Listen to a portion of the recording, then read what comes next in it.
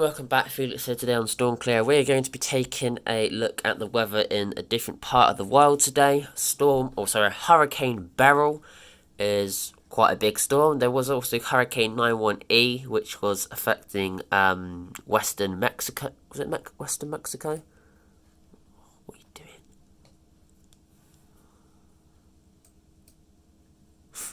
I'll click that location. Yeah. Click here. Yeah, 91E western Mexico. It wasn't that bad, I don't think. I mean, we can just track its path. I mean, 9-6 hours. Well, oh, they tracked that one, but it never developed. I'm guessing they tracked this one, but it never developed too, and they named that one because it did develop. I'm guessing. Hurricane Beryl, a big storm. Winds reached 180. What is this? I really do hate Ventusky when it does this.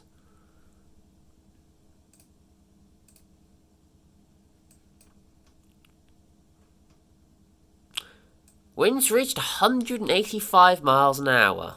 Don't have it get me, thank you. I was just talking to the screen.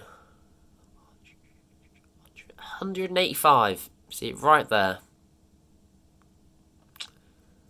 100 and...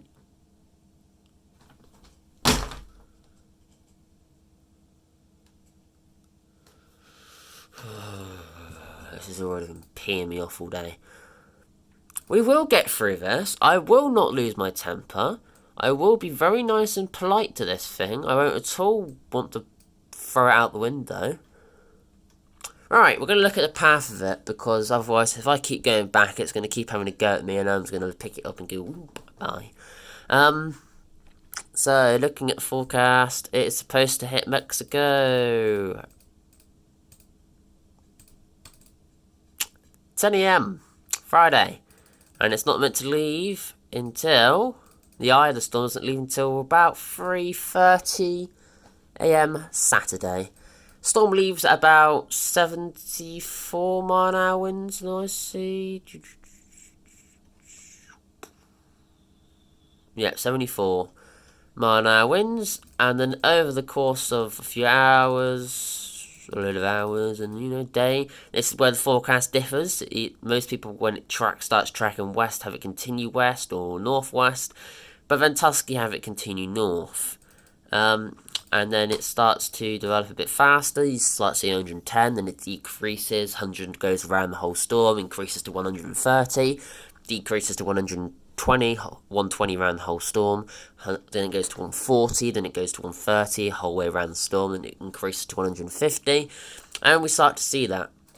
Beryl will make landfall at a Category 5, as this is what Ventusky is saying, at 162 miles an hour. Let me just find the 162. 160. Have I lost it? 161. Going to 162. There we are. 162 miles an hour. If you can even read that. 162 miles an hour. And then it's set to track through America. Still no good. Almost 100 mile an hour winds, if not 100. For a decent proportion. And then it does rapidly weaken as it goes across mainland US.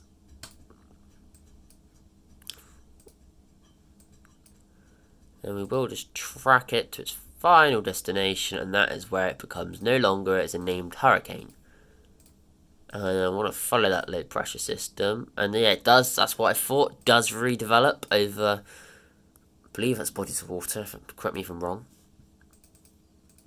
And it does go back into quite a powerful storm. And then it loses that over land again. Which low pressure were you? You're up there. And then it disappears. Or it might be that one over there, I'm not actually too sure. But if that did that in 3 hours, that's kind of pretty impressive. So I mean, it could be that one. I'd say the weather fronts. Don't know. It's quite a big one. Quite a big one. But I mean, it's no surprise when the sea temperature is, at the moment, about 32 degrees. We've got areas of the Atlantic at like 26. Areas. The majority of the Atlantic's over 25. That's a big concern. Storms develop at a dangerous rate at 27. That's the ideal temperature. Anything over is just explosive. Anything below, it'll develop slower. 27 is like, what you'd for a big storm is what they want. Well, these temperatures we shouldn't really have at the start of July. This far into the Atlantic, it's just not really what happens. Really, we should see this at the end of July, and with September set to be even warmer than the actual summer because of the El Nino or La Nina and all those other weather events. I think we've got the Atlantic warming event this year as well. I might be wrong, but I believe we do. 27 degrees in the middle of the Atlantic. It just doesn't happen that often. I mean, they've said that storms will develop here, or along here. If an area of low pressure comes, it will rapidly develop. See, it's not overly common that they go this way, it's usually that way. And then they predict, to be fair, there's no squiggly line, it's kind of right where it will go. Or it might go to north of this little blob here, but sometimes it can go across here, or it can go up there, and then get sucked down here, or if the jet stream's active, like extra active, and it goes like this, every time it crosses it, spins out of control. We could see quite a few Eunices, Kians, Ishas, all those other name storms, which I can't remember. We're probably going to see the repeated Dudley, Eunice, Franklin, like we did in 2022, with those three major storms. Dudley needed to be named because it was 70-80 mile an hour. Eunice had to be named because it was 140. Franklin was only 60, 70, so it didn't have to be named. But because Dudley and Eunice were right before it, the amount of damage and weakened utility lines and all of that, even 60 mile an hour winds could cause the same damage as 90 because you've got loose debris, wet ground. In fact, Eunice didn't have a lot of rain, but Dudley did. So with Dudley's rainfall, Eunice has exacerbated the problem. Not what with rain, but wind. Now, if Eunice had rain as well, we would have been bad. We would have been in such a bad position because the ground was already wet, so it would just be all surface runoff, devastating floods. That would even saturate the ground even more, and it'd be like a swamp. It'd be like what happened in Scotland during Storm Isha, where the forest floor was so wet, and it was sat on rock. The two separated, and the wind got underneath, and the whole forest floor was literally like waves. Very rare, but I would love to see it. Because a bit of the land, I believe, slipped away. It left a cavity from all the groundwater washing the soil away. Wind got in, ripped the whole forest floor up. Or was it? It wasn't Cian. Cian was a southwesterly storm. What was it? Kathleen was quite bad for us. Did Cian was Scotland? No, it must have been Isha. Yeah, Cian was November. We still haven't recovered from Cian in this county. Cian was the most devastating storm since 1869. Beat Eunice. 145 mile an hour winds. Cian's the one which, what I believe, well, it was Cian, yeah, that was wiped out the Channel Islands literally completely. Yeah. Pop over to the YouTube channel. This is Song Clearer. Doing so well at the moment. The subscribers, 1,009. Broke 1,000 on the 2nd of July. Channel growth is just great at the moment. I don't know why we had such a flat. You can see it was doing alright there. That was a really good day. 8 in a day. I've had better. I've had like 24. That was around. It wasn't there. That was here. That was 15. 10, 7. That was a great week. But just look at that. You can see a big blip.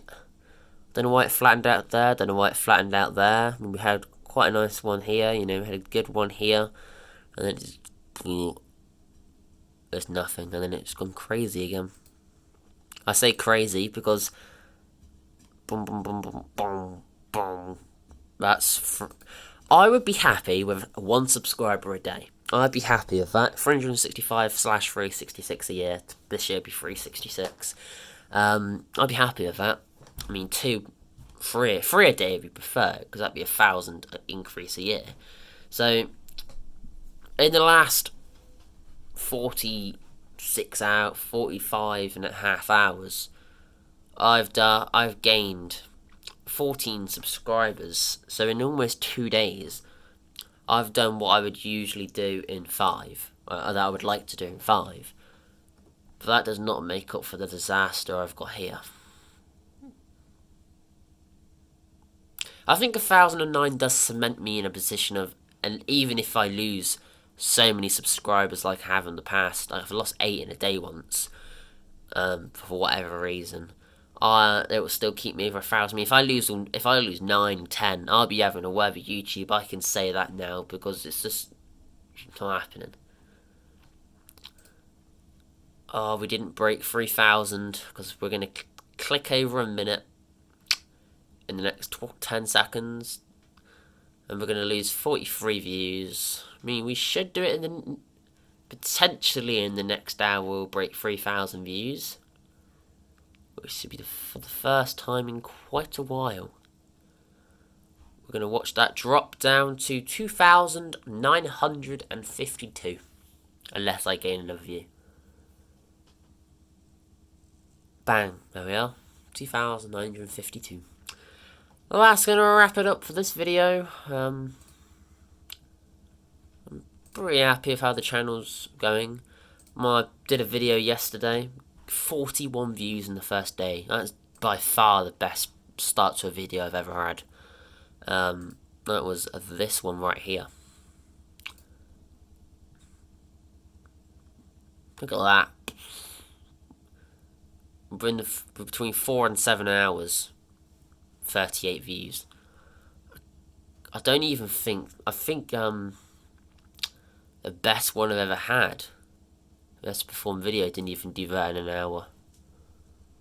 No, because it was a calm one. In a day it did that. So that is the fastest viewed video of all time. Unless, I mean, some of these might have got it, but...